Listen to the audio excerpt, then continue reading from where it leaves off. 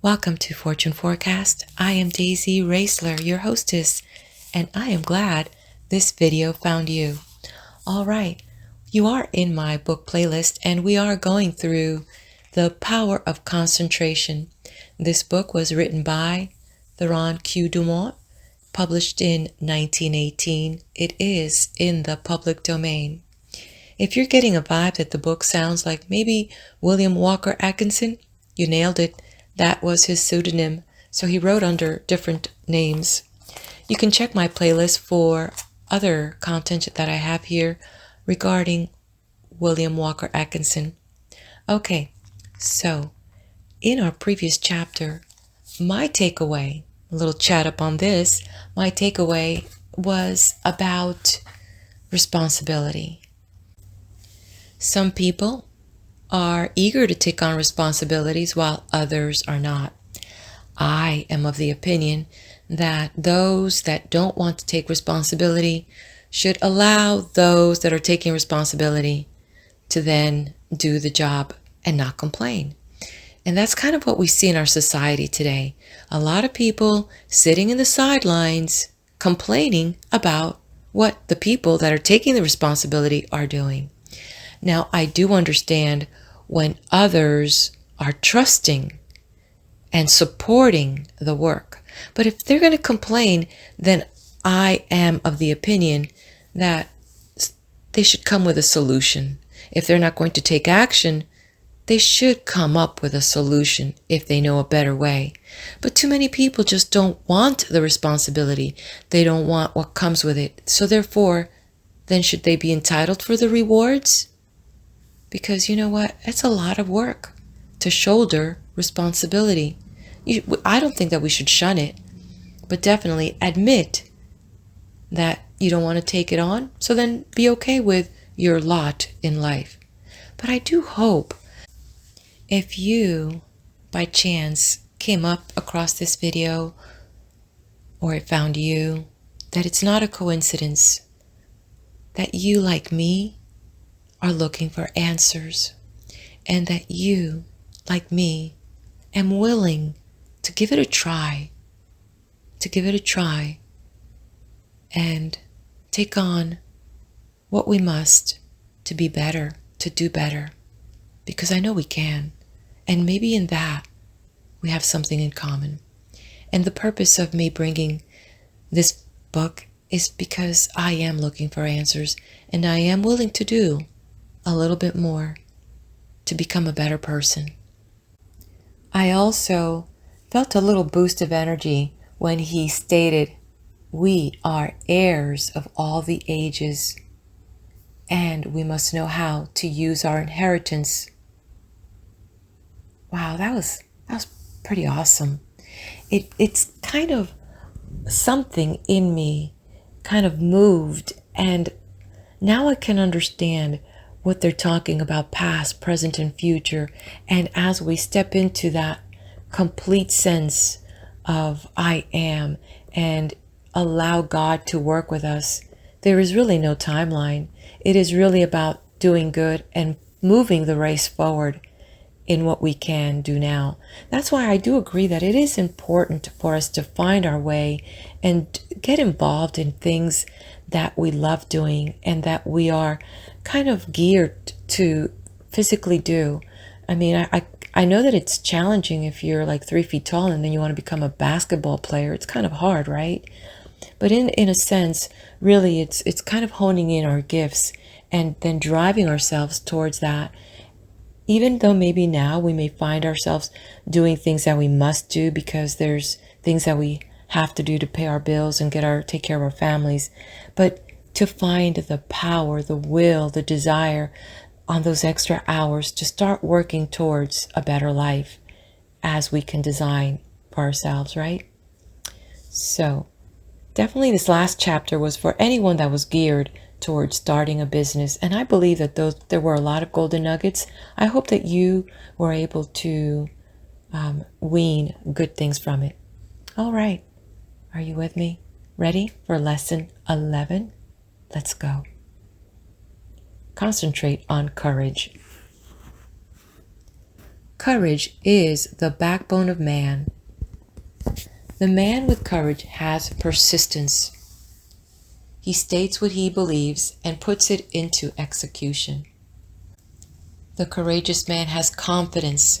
He draws to himself all the moral qualities and mental forces which go to make up a strong man, whereas the man without courage draws to himself all the qualities of a weak man: vacillation, doubt, hesitancy, and unsteadiness of purpose.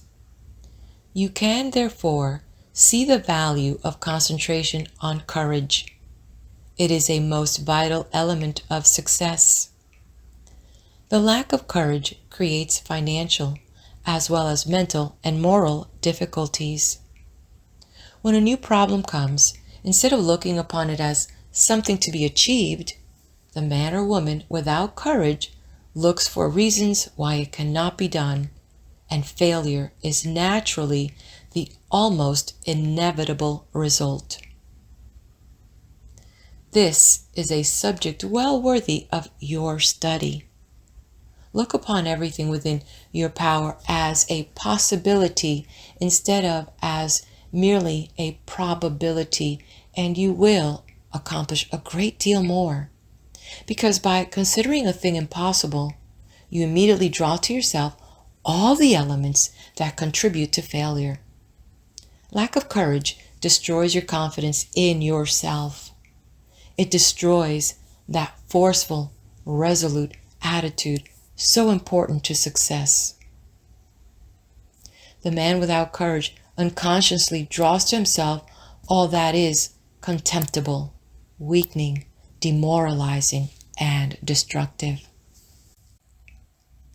He then blames his luck when he does not secure the thing he weakly desires. We must first have the courage to strongly desire something. A desire to be fulfilled must be backed by the strength of all our mental forces. Such a desire has enough commanding force to change all unfavorable conditions. The man with courage commands, whether he is on the battlefield or in business life. What is courage? It is the will to do. It takes no more energy to be courageous than to be cowardly. It is a matter of the right training in the right way. Courage concentrates the mental forces on the task at hand.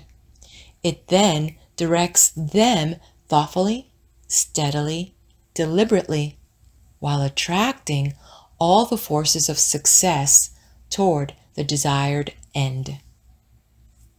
Cowardice, on the other hand, dissipates both our mental and moral forces, thereby inviting failure. As we are creatures of habits, we should avoid persons that lack courage. They are easy to discover because of their habits of fear and attacking new problems. The man with courage is never afraid. Start out today with the idea that there is no reason why you should not be courageous. If any fear thoughts come to you, cast them off as you would the deadly viper. From the habit of never thinking of anything unfavorable to yourself or anyone else. In dealing with difficulties, new or old, hold ever the thought, I am courageous. Whenever a doubt crosses the threshold of your mind, banish it. Remember, you, as master of your mind control, it's every thought, and here is a good one to often affirm. I have courage because I desire it, because I need it, because I use it, and because I refuse to become such a weakling as cowardice produces. There is no justification for the loss of courage. The evils by which you will almost certainly be overwhelmed without it are far greater than those which courage will help you to meet and overcome. Right, then, must be the moralist who says that the only thing to fear is fear. Never let another's opinion affect you.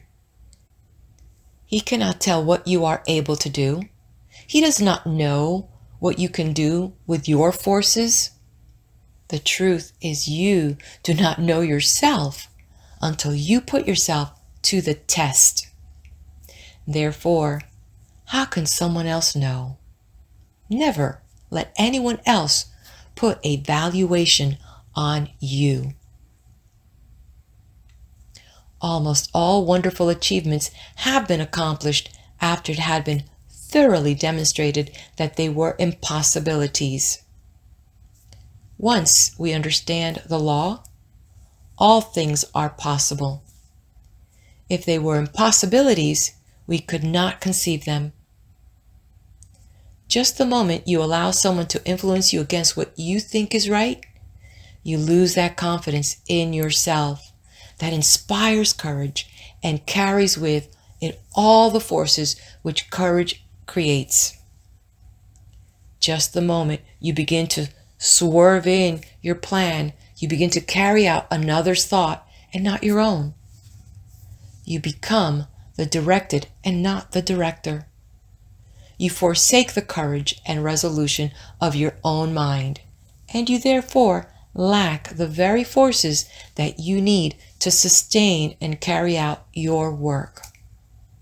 Instead of being self-reliant, you become timid, and in this invites failure. When you permit yourself to be influenced from your plan by another, you are unable to judge as you should because you have allowed another's influence to deprive you of your courage and determination without absorbing any of his in return. So you are in much the same predicament as you would be in if you turned over all your worldly possessions to another without getting value received.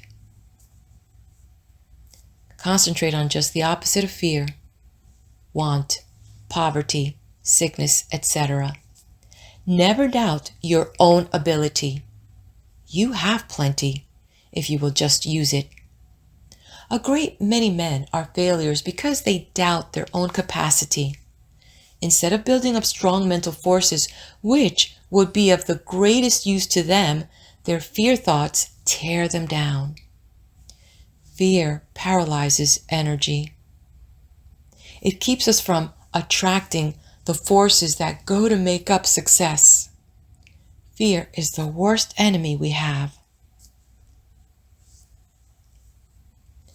There are few people that really know that they can accomplish much. They desire the full extent of their powers, but alas, it is only occasionally that you find a man that is aware of the great possibilities within him. When you believe with all your mind and heart and soul that you can do something, you thereby develop the courage to steadily and confidently live up to that belief. You have now gone a long way towards accomplishing it. The chances are that there will be obstacles, big and little, in your way, but resolute courage will overcome them and nothing else will. Strong courage eliminates the injurious and opposing forces by summoning their masters, the yet stronger forces that will serve you. Courage is yours for the asking. All you have to do is to believe in it, claim it, and use it. To succeed in business, believe that it will be successful, assert that it is successful, and work like a beaver to make it so. Difficulties soon melt away before the courageous. One man of courage can fire with his spirit a whole army of men, whether it be military or industrial, because courage, like cowardice, is contagious. The man of courage overcomes the trials and temptations of life. He commands success. He renders sound judgment. He develops personal influence and a forceful character, and often becomes the mentor of the community which he serves. How to overcome depression and melancholia. Both of the former are harmful and make you unhappy. These are states that can be quickly overcome through concentrating more closely on the higher self. For when you do, you cut off the connection with the harmful force currents. You can also drive away moods by simply choosing and fully concentrating on an agreeable subject. Through willpower and thought control, we can accomplish anything we want to do. There is wonderful inherent power within us all, and there is never any sufficient cause for fear, except ignorance. Every evil is but the product of ignorance, and everyone that possesses the power to think has the power to overcome ignorance and evil. The pain that we suffer from doing evil are but the lessons of experience, and the object of the pain is to make us realize our ignorance. When we become depressed, it is evidence that our thought faculties are combining improperly and thereby attracting the wrong force currents. All that is necessary to do is to exercise the will and concentrate upon happy subjects. I will only think of happy subjects worthy of my higher self and its powers. And this concludes Lesson 11. Let's move on to Lesson 12 in the next video. I'll meet you there.